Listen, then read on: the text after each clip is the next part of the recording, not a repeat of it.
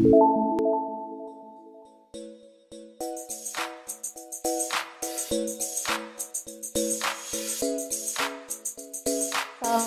warahmatullahi wabarakatuh. Selamat pagi, siang, sore untuk teman-teman semua. Salam Permira. Oke, jadi di diskusi online Permira kali ini kita kedatangan dua narasumber. Yang pertama adalah Pandu Dharma Wicaksono. Pandu Dharma Wicaksono merupakan Presiden Green Generation Indonesia saat ini dan sedang aktif berkuliah di Universitas Gadjah Mada di Yogyakarta, Indonesia, dan sedang mengambil jurusan Ilmu Komunikasi S1 di UGM. Dan narasumber yang kedua yaitu Maria Novitasari Saragi. Saudara Maria merupakan mahasiswa di Northern Arctic Federal University di Arkhangelsk, Rusia, dan sedang berkuliah di S1 jurusan Environmental Protection and Management in Arctic Region. Pada diskusi online kali ini kita akan membahas tema generasi muda dan lingkungan. Karena kebetulan kedua narasumber kita ini merupakan dua-duanya aktivis di bidang lingkungan ya. Kalau Kak Pandu di bidang aktivis di Indonesia, Kak Maria di Rusia.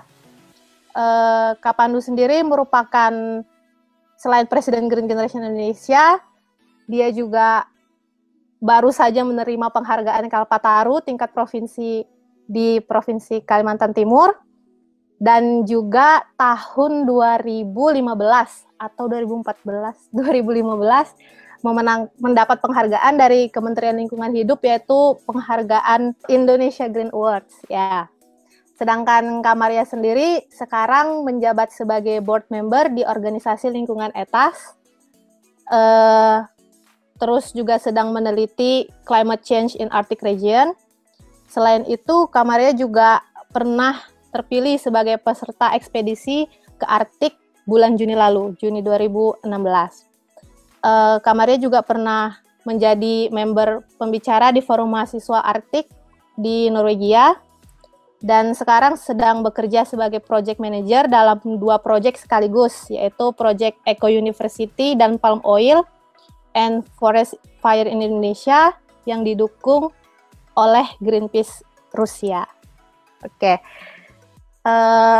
itu tadi perkenalan singkat untuk para narasumber. Sekarang kita masuk ke diskusi ya, langsung.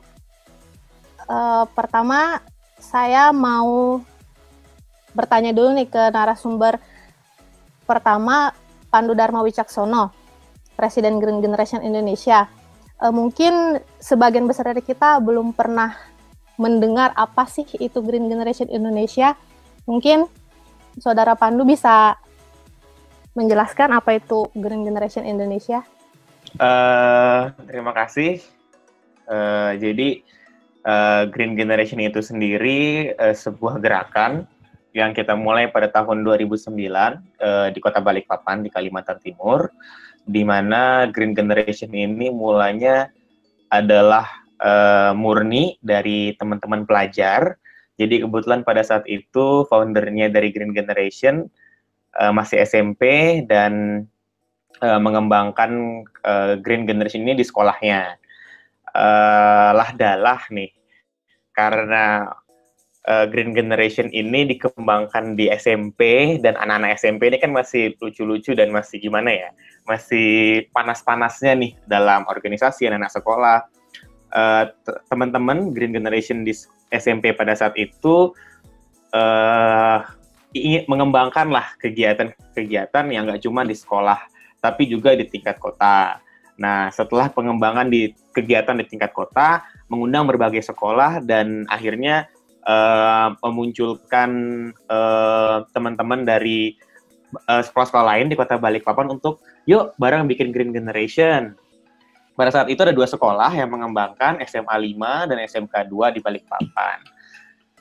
berjalan, Green Generation terus berkembang. Akhirnya kami sepakat untuk mewujudkan generasi peduli dan berbudaya lingkungan melalui Green Generation tadi, dengan mengembangkan di Indonesia pada tahun 2011. Nah, perkembangan Green Generation ini sebenarnya apa sih, Mas Pandu? Green Generation itu kok cuman di sekolah? Apa sih tujuannya? Tujuan awalnya simpel. Gimana generasi kita ke depan, anak-anak kita ke depan, anak Indonesia itu bisa menjadi anak yang peduli dan berbudaya lingkungan. Intinya output dari Green Generation itu peduli dan berbudaya. Nah, diharapkan dengan outputnya tadi bisa mendapatkan banyak outcome. Outcome-nya apa? Mereka membuat kegiatan-kegiatan lingkungan, mereka membuat penelitian-penelitian lingkungan, melakukan berbagai kegiatan dengan triad kami, yaitu kami aksinya itu berdasarkan 3, karena pelajar-pelajar, jadi kita ada belajar, terus berbagi, dan bergerak bersama. Jadi anak-anak kita arahkan untuk belajar tentang knowledge-nya dia, setelah itu setelah sharing baru move together dengan berbagai kegiatan-kegiatan outcome yang mereka lakukan. Itu sih singkatnya Mbak Ade. Kalau bisa dibilang Green Generation sekarang udah berdiri lama ya, sudah sekitar 7 tahun kalau begitu ya. Iya, kalau 22 Agustus kemarin 7 tahun. Oh, 22 Agustus kemarin 7 tahun. Oke. Iya. Siap. Berarti kan foundernya ini Pandu, saudara Pandu nih. Berarti iya, benar. Pandu masih di sekolah ketika membuat organisasi itu. Masih SMP, kelas 2. Hebat sekali, dan sampai sekarang udah kuliah semester 6 ya? Atau 7? Semester 5. Dan masih aktif dalam Green Generation tersebut ya? Luar biasa Alhamdulillah, sekali. masih. Oke, terus masalah spesifik apa sih sebenarnya yang pengen dipecahkan oleh Green Generation ini? Sasaran utama dari Green Generation ini apa? Permasalahan yang ingin dipecahkan deh, secara spesifik. Saya melihat sebuah permasalahan dulu, salah satunya adalah di Kota Balikpapan. Di tempat saya sendiri, saya sekolah di sana, SMP di sana, SMA di sana. Di Balikpapan itu kota terbersih se-Asia Tenggara. Mungkin nggak banyak orang yang tahu, tapi kota terbersih se-Asia Tenggara itu di Kota Balikpapan. Tapi yang saya kecewa, mungkin agak sedikit, Balikpapan itu jalanan dipel. Terus jalan raya bersih. Tapi apakah bersihnya Balikpapan, tertibnya Balikpapan, itu apakah semua murni dari masyarakat dan pemerintah? Seperti itu. Kalau saya lihat, pemerintah Balikpapan ini banyak banget. Kalau di jalan-jalan raya itu petugas kebersihan banyak, petugas penyapu jalan itu di mana-mana, seperti itu. Nah, ini adalah merupakan sebuah jiwa manja gitu loh. Maksudnya kenapa kok terlalu banyak petugas kebersihan? Apakah sampahnya terlalu banyak? Oke, kalau misalnya membersihkan daun-daun yang gugur, tapi kalau misalnya seperti membersihkan selokan, harusnya selokan tidak perlu kotor. Kalau cuman kotoran-kotoran limbah air yang dapat diolah seperti itu, misalnya limbah air yang sudah diolah masuk ke selokan seperti itu.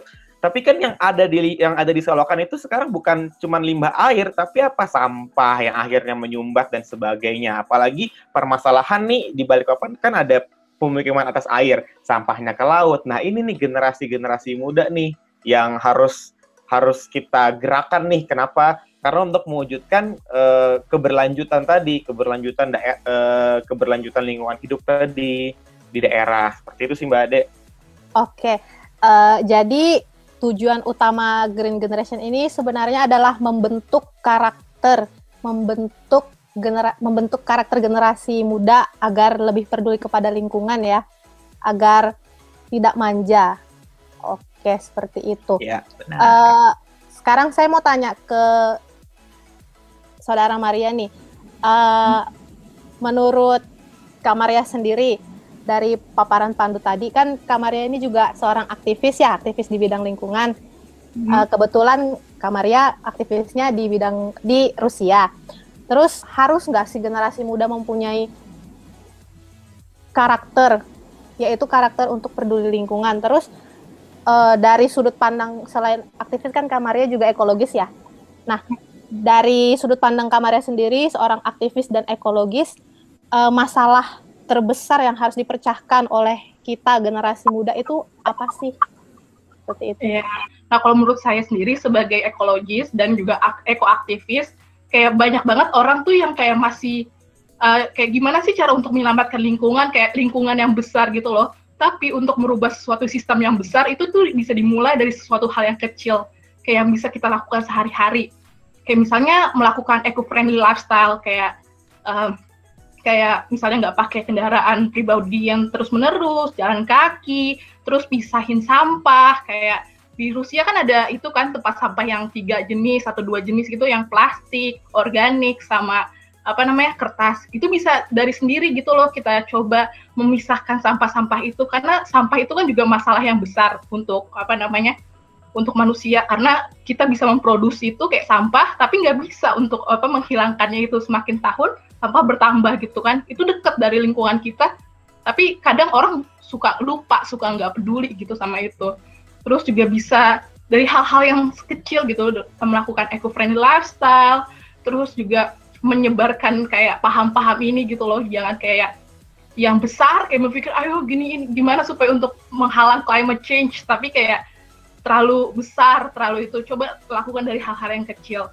Kayak misalnya di Rusia sendiri, kayak ini ada beberapa stiker-stiker gitu loh, kayak ini propaganda buat anak-anak kecil. Kayak misalnya ini climate change for peace, kayak climate change for peace, kayak apa sih climate change? Climate change emang beneran ada gitu kan? Kayak kita melakukan lesson di sekolah, apa itu climate change? Nah, terus kayak misalnya tentang nuklir gitu loh. Nuklir itu apa sih, bahayanya apa, keuntungannya apa gitu loh, menjelaskan orang-orang yang lebih muda, lebih itu yang nggak ada pengalaman sekali, nggak belajar ekologi di kuliah, tapi setidaknya ada pemahaman ekologi. Nah, itu yang saya pengen bawa ke Indonesia ke depannya, untuk membawa pengalaman di Rusia ini, cara mereka mendidik orang supaya menjadi lebih ekologis, menyenangkan gitu loh dengan organisasi gitu.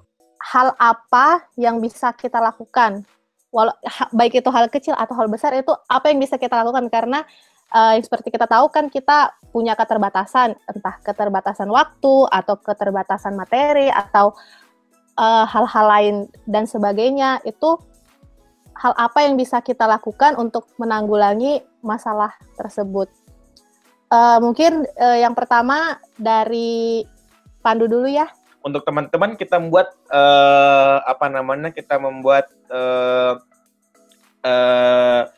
kampanye untuk membawa botol minum. Nah, muncullah ketika kita ajak membuat botol minum melalui regulasi kampanye melalui anak-anak, dan juga kampanye melalui kebijakan sekolah, dan melalui kurikulum, melalui guru-guru pendidikan lingkungan hidup, kita semua sasaran kita. Ternyata ini sudah bisa merubah anak-anak, tapi yang menjadi dasar, ketika refill botolnya habis, mereka mau ngisi kemana? Nah, ini yang kita pikirkan kembali. Kita bikin refill spot akhirnya. Nah, refill spot ini dikelola, kita hanya bikin 2 refill spot di salah satu sekolah di Balikpapan.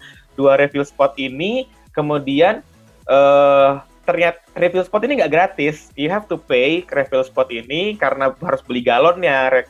Kalau di Indonesia kan air keran kan nggak bisa langsung minum ya.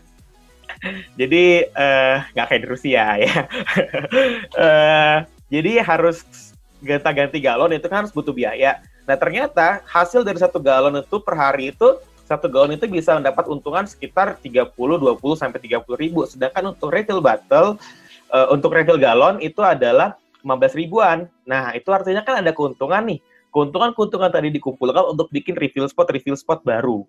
Nah, oleh karena itu dengan cara simple kayak gini, ini bisa simple ada kita bawa refill bottle, misalnya kayak entah itu mereknya apa, yang penting refill bottle itu bisa membantu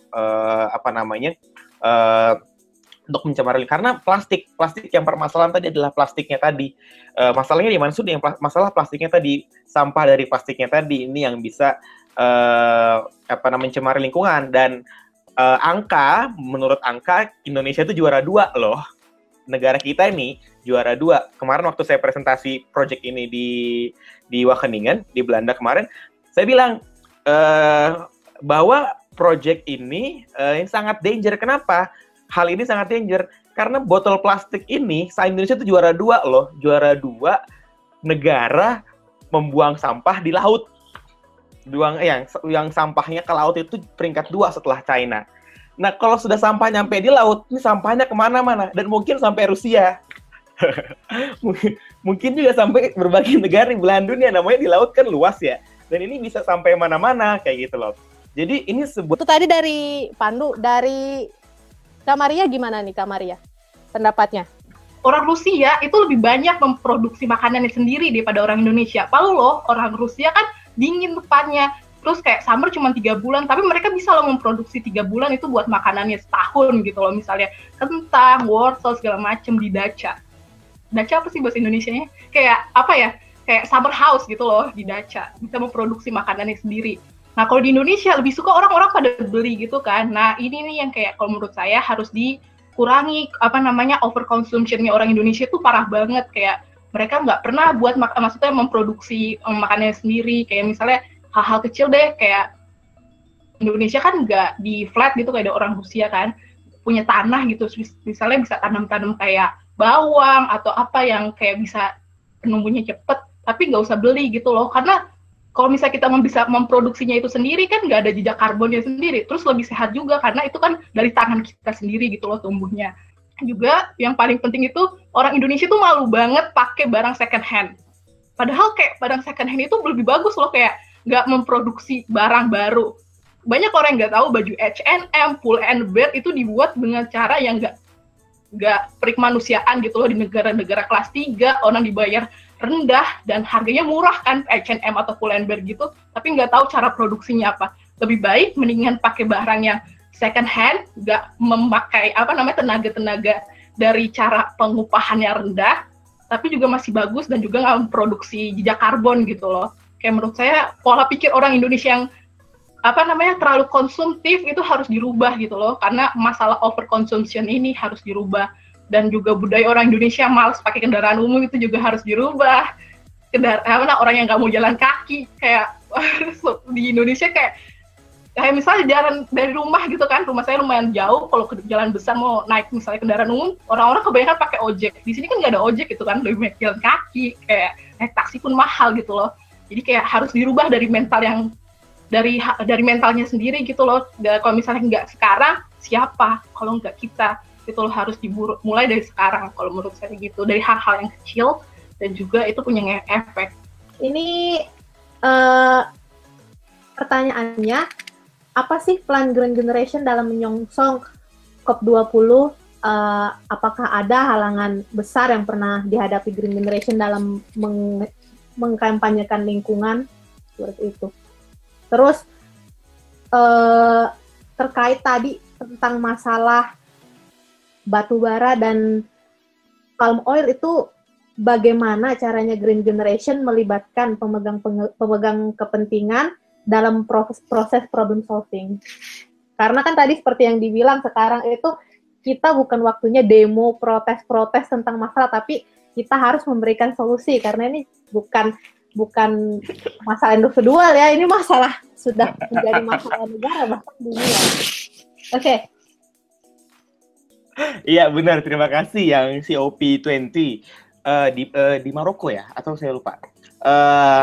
Yang pasti Senin itu ada meeting di Jakarta terkait COP, persiapan COP juga. Kami tetap pada fokus kami, yaitu adalah di generasi muda. Jadi apapun yang dilakukan dan yang dibutuhkan gerakan dari generasi muda, dari pelajar, kami siap untuk lakukan. Selama itu untuk lingkungan dan tanpa kepentingan apapun, kami siap seperti itu. Dan kepentingan masyarakat, maksudnya untuk kepentingan masyarakat kami siap. Terus di COP kami juga bersiap untuk mengkampanyekan bahwa Indonesia siap untuk mengkampanyekan APIFA, adaptasi perubahan iklim fokus anak. Jadi ini kerjasama antara Kementerian Pemberdayaan Perempuan Perlindungan Anak, BNPB, dan KLHK di bawah Bappenas untuk adaptasi anak terhadap perubahan iklim.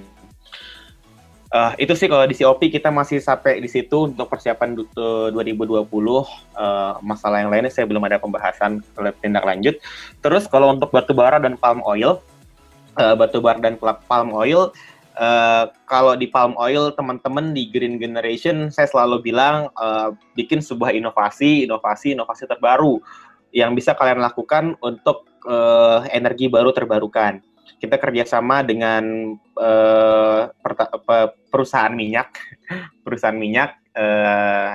di Indonesia untuk terkait energi baru terbarukan. Kemarin kita barusan launching tentang program Sobat Borneo di Novotel Balikpapan untuk program energi baru terbarukan. Ini salah satu concern kami untuk bisa mendukung energi baru terbarukan pengganti batu bara dan palm oil. Setelah itu batu bara tadi saya cerita batu bara dari Kukar ya, dari Kukar, nggak cuma dari Kukar, ada dari Kutim, Kalimantan Timur tuh banyak batu bara. Batu bara yang ini sebenarnya 93% atau saya lupa angkanya, batu bara Kaltim itu sebagian besar tuh diekspor sebenarnya, diekspor ke Filipina. Jadi sebenarnya yang menggunakan batu bara banyak dari Kaltim itu adalah Filipina, seperti itu. Makanya kemarin ada Indonesia mengancam Filipina dengan stop suplai batu bara ke Filipina, itu batu baranya Kaltim tuh. Nah, untuk batu bara kami selalu men-sounding, kenapa? Karena ini yang menjadi dampak juga kepada anak-anak nih. Banyak berita beredar di Kalimantan Timur, khususnya di provinsi yang banyak tambang batu baranya itu, anak meninggal, tenggelam di kolam batu bara, anak hilang di kolam batu bara. Dan itu nggak cuma di Kaltim, itu juga terjadi di beberapa daerah di Indonesia lainnya, seperti itu. Dan ini terjadi di negara kita, seperti itu. Palm oil di Riau, seperti itu. Palm oil di Riau. Kita ngelihat nih, teman-teman di Rusia mungkin ada sebagian, atau mungkin ada yang dari Riau, ada yang juga pernah ke Riau, bahwa provinsi terkaya itu kan Riau nih. Tapi apakah dengan dia menyandang sebagai provinsi terkaya, masyarakatnya ini makmur, seperti itu. Tingkat kesejahteraan masyarakat paling sejahtera itu ada di, bukan sejahtera sih, maksudnya hidupnya itu nyaman dan sebagainya, itu tingkat layak hidup itu ada di Kulon Progo, di Jawa. Padahal provinsi itu kekayaannya merupakan daerah termiskin di Indonesia, tapi sejahtera. Jadi bukan karena kaya sejahtera kan, seperti itu. Nah, ini yang kita harus lihat gitu loh, bahwa fenomena sosial yang terjadi di masyarakat di Indonesia adalah bukan karena ini dari daerah ini karena punya batu bara kaya, apakah karena ada perusahaan batu bara? Nah, kebetulan di studi saya kita belajar tentang corporate social responsibility, dan ini fenomena terbaru yang terjadi di Indonesia. CSR itu hanya sebagai bukan corporate social responsibility, bukan social responsibility sebenarnya, tapi adalah money responsibility. Jadi ketika memberikan uang, misalnya nih aku perusahaan minyak, aku atau perusahaan batu bara, aku tuh perusahaan palm oil. Oh, ini ribut, kasih uang, selesai. Oh, ini ribut, kasih uang, selesai. Kayak gitu. Yang harus diberikan, yang harus diajarkan kepada masyarakat Indonesia adalah keberlanjutan tadi. Misalnya ring 1 dari daerah dari palm oil tadi harus dibina ke ketahanan dia, dari misalnya dibina bisnis, dibina apapun, dan itu yang terjadi. Dan di perusahaan-perusahaan di Indonesia kan enggak. Perusahaan-perusahaan di Indonesia kan yang dilakukan apa? Hanya tadi seperti uang bodreks lah bahasanya. Daripada dia pusing di demo, lebih baik dikasih uang, masyarakatnya diam. Tapi kan enggak, seharusnya dibelikan sebuah corporate sosial tadi, ini yang salah nih. Yang salah. Dan di GG di GG kita mensupport ke sana, kita membantu pemerintah untuk ayo, daripada kamu kasih uang nggak beres, daripada kamu kasih uang nggak beres, mending uangnya untuk apa? Mending uangnya untuk hal-hal yang terstruktur, kayak gitu loh. Dan terstruktur apa? Nah, terstruktur itu apa? Di sini uang misalnya nih, perusahaan minyak, ini nih kita punya program nih, Green Generation punya program untuk memberdayakan masyarakat di Kelurahan Gunung Bahagia. Butuh apa? Oh, butuh tempat kompos, butuh tempat ini dibina sampai selesai. Seperti itu. Tahun lalu saya itu ditawarin 500 juta sama sebuah perusahaan minyak. Tapi dengan syarat perusahaan itu harus memberikan, GG harus memberikan logo perusahaan di setiap kegiatan itu, dan uang itu terserah mau buat apa. Saya menolak. Kenapa? Saya lebih baik uang itu dikelola sendiri oleh perusahaan, saya cari apa masyarakat yang membutuhkan, atau sekolah saya yang membutuhkan, atau tim saya yang membutuhkan, lalu diberikan program. Akhirnya pada saat itu saya berikan program hidroponik. Hidroponik saya carikan yayasan, saya carikan tukang, saya carikan pelatih, saya carikan macam-macam, semua yang bayar perusahaan tersebut. Perusahaan tersebut logonya terserah, tapi yang penting perusahaan tersebut memberikan pembinaan sampai 3 tahun berturut-turut, dan 3 tahun masyarakat yang dibina itu bisa berjalan dan bisa sustain. Bisa sustain. Dan ternyata uang yang dikeluarkan itu lebih banyak, dan tapi masyarakat bisa sustain, dan ini yang kita harapkan, masyarakat bisa sustain kayak gitu. Terus halangan apa sih peran Green Generation dalam menyusun CPO? Apakah halangan terbesar yang pernah dihadapi Green Generation dalam mengkampanyekan lingkungan sehat? Halangan terbesar itu adalah ketika kita berhadapan dengan masyarakat yang masyarakat itu adalah masyarakat baru, bermasyarakat emang dari di situ, dari sesepuhnya di situ, dari nenek moyang, dan melakukan itu dari turun temurun. Itu yang menjadi halangan kepada di kita gitu. Salah satu contohnya adalah di sebuah kawasan, di sebuah kota. Di sana itu masyarakatnya hidup di wilayah pesisir,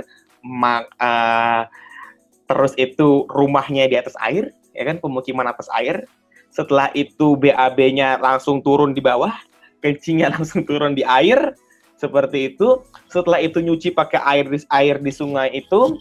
Setelah itu makan, minum, airnya ambil dari situ, baru dimasak. Sebenarnya BABS, buang air besar sembarangan, juga di situ tadi. Nah, ini kan menjadi sebuah penyakit nih. Penyakit apa? Penyakit kita nggak tahu berasal dari mana. Entah itu dari hepatitis atau apapun sih, kita nggak tahu. Yang pasti itu membuat lingkungan itu kotor, seperti itu. Nah, kita mengkampanyekan kepada teman-teman, tapi kepada masyarakat, tapi apa yang terjadi? Kita dari zaman dahulu sampai sekarang itu nggak pernah ada yang terjadi A, B, C, D, E, F, G. Jadi di sini peranan kesadaran masyarakat ini yang susah ketika kita harus berhadapan dengan masyarakat asli yang berada di tempat itu dan sudah melakukan itu dari turun-temurun.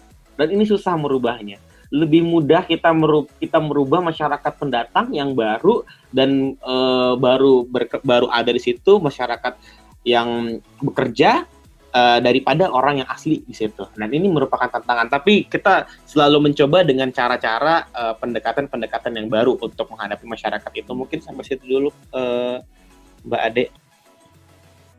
Apa sih yang upaya Kamaria sebagai aktivis di Rusia itu untuk meningkatkan kesadaran dan kepedulian generasi muda Indonesia sedunia tentang lingkungan? Terus apa aja yang udah Kamaria dapat, karena kan tadi udah pernah ngelihat gimana di Norwegia, gimana di Rusia, di negara-negara Skandinavia lainnya itu bagaimana mereka aware-nya tinggi banget terhadap lingkungan. Jadi hal apa sih yang dapat diimplementasikan di Indonesia atau yang juga bisa dijadikan masukan untuk Green Generation, karena Pandu kan yang terjun langsung ke teman-teman generasi muda di Indonesia ya. Hal apa yang bisa diimplementasikan untuk Green Generation atau komunitas lain di Indonesia, seperti itu dari yang Kak Maria dapat.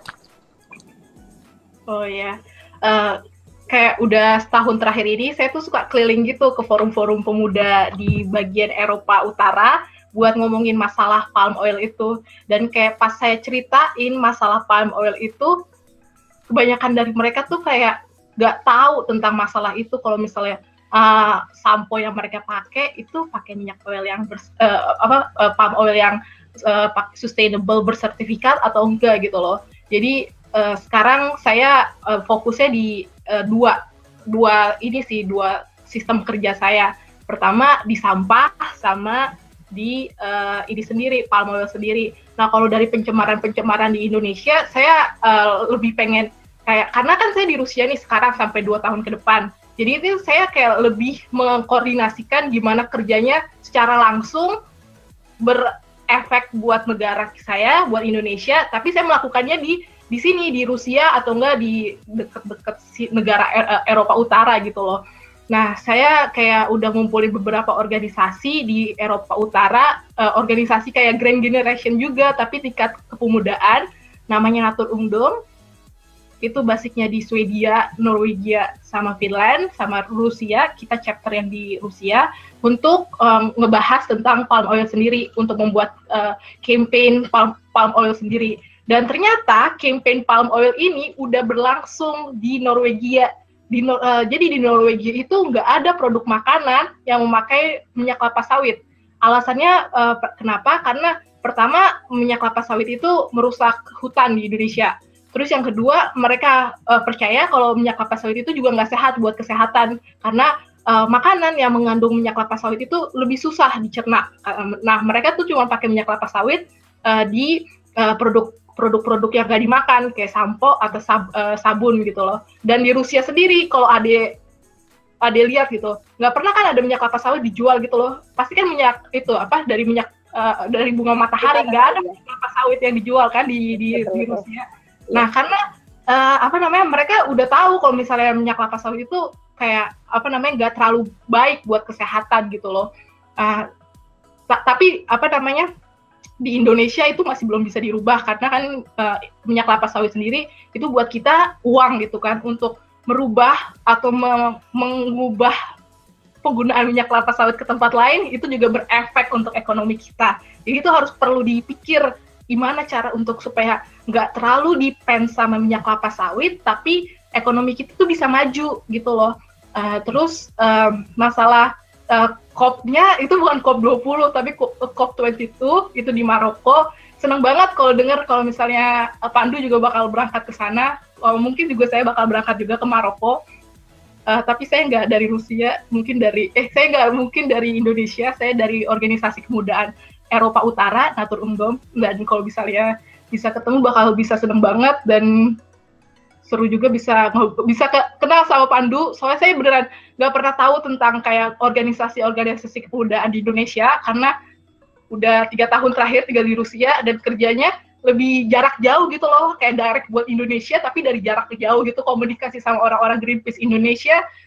Tapi dari jarak jauh. Nah, kalau misalnya sekarang ini udah dibukakan gerbang sama Ade, kenalan sama Pandu, bisa langsung kayak organisasi kita mungkin bisa buat acara bareng, pemuda di Indonesia, pemuda di Rusia, di Norway, di Sweden, sama di Finland. Kita bisa buat forum bareng atau ngebahas tentang masalah pemudaan yang kayak common di antara beberapa negara ini.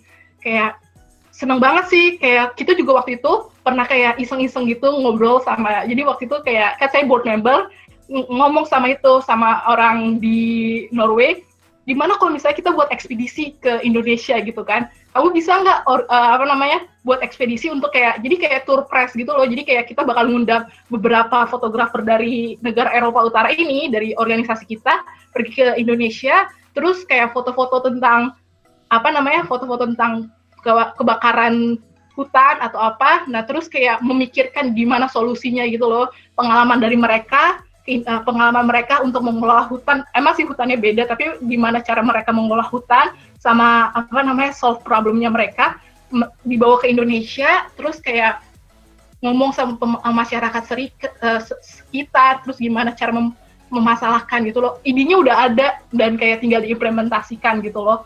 Dan kalau misalnya senang banget bisa kenal sama Pandu, mungkin Pandu juga bisa membantu supaya proyek ini bisa berjalan gitu loh. Karena jujur banget kayak palm oil ini beneran masalah yang beneran buat di karir saya, selain sampah. Dan mau kasih tambahan buat Pandu. Jadi sekarang saya lagi kerja di program namanya Eco University.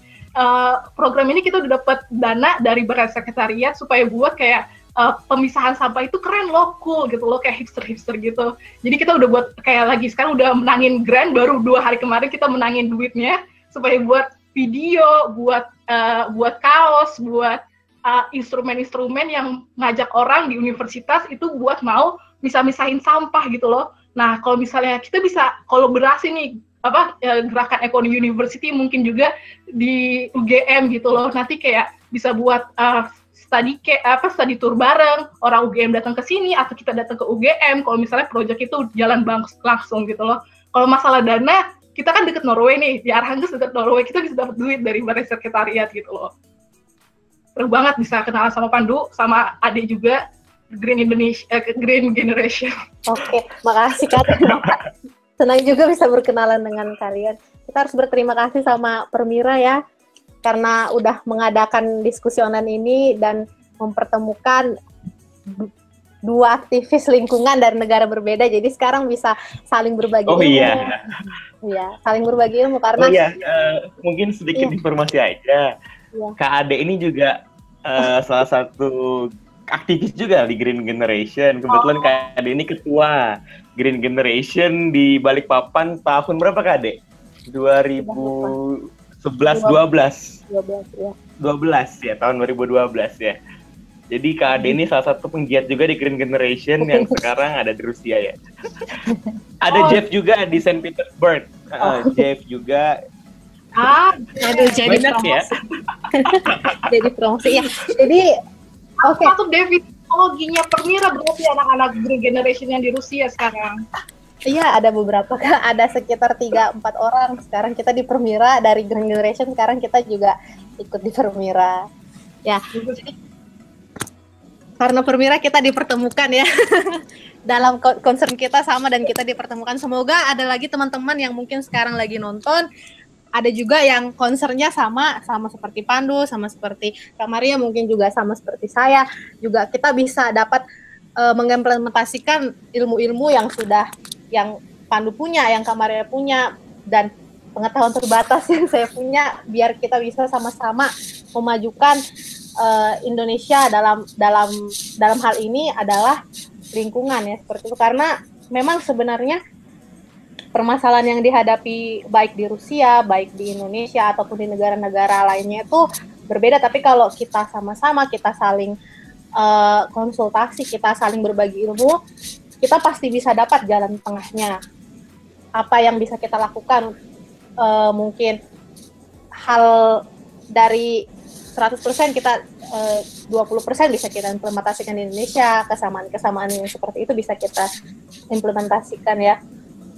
Dan semoga, saya berharap banget nih programnya Kak Maria dan Pandu bisa berjalan bareng-bareng sama Green Generation, karena memang di Indonesia kalau bisa dibilang awareness teman-teman nggak cuma kalau anak sekolah mungkin masih bisa ya, mereka masih ada dapat ilmu di sekolah, ada pelajaran. Saya nggak tahu kalau di tempat lain, tapi di sekolah saya dulu itu ada nama pelajaran PKLH, itu memang khusus untuk lingkungan hidup. Jadi kita memang dapat ilmu tentang lingkungan hidup dari situ. Tapi kalau teman-teman kayak yang udah tidak sekolah, yang maksudnya jenjangnya udah di atas sekolah ya, kuliah atau yang lain-lain, itu kan sudah tidak mendapat ilmu-ilmu seperti itu, kecuali memang mereka sekolahnya di bidang kayak Kak Maria di bidang ekologi atau di bidang-bidang lingkungan lainnya, mereka pasti mengerti. Tapi selain daripada itu, pengetahuan